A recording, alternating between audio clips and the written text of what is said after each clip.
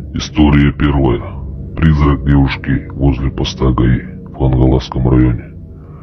Многие жители республики слышали популярную страшную историю о девушке, которая пропала зимой в начале лихих 90-х. Девушка собиралась домой в Покровск из Якутска и пыталась остановить машину. На выезде из города ее подобрала машина, и больше девушку никто не видел живой.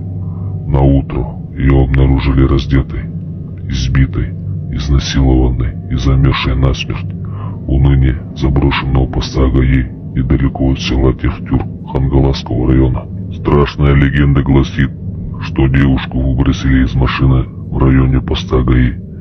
Несчастная, истерзанная девушка еле дошла туда, стучалась, но сотрудники милиции крепко спали на втором этаже и не открыли дверь. С тех пор плачущий призрак этой девушки видели на Покровском тракте многие. Ходят слухи, что пост был закрыт как раз из-за того, что каждую ночь призрак стучался в двери.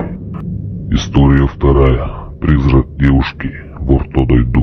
В мае 2015 года на берегу речки местности Ортодойду в Хангаласском улусе насмерть замерзла юная девушка.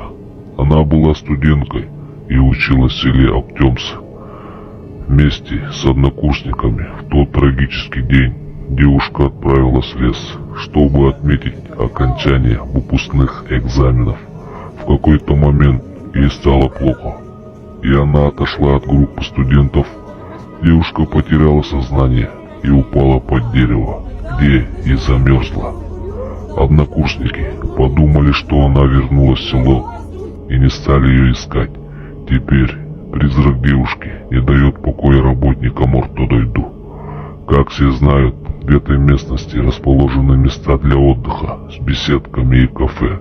Охранники, остающиеся на ночь сторожить эти объекты, жалуются, что девушка стучится и просит ее впустить, жалуясь на жуткий холод.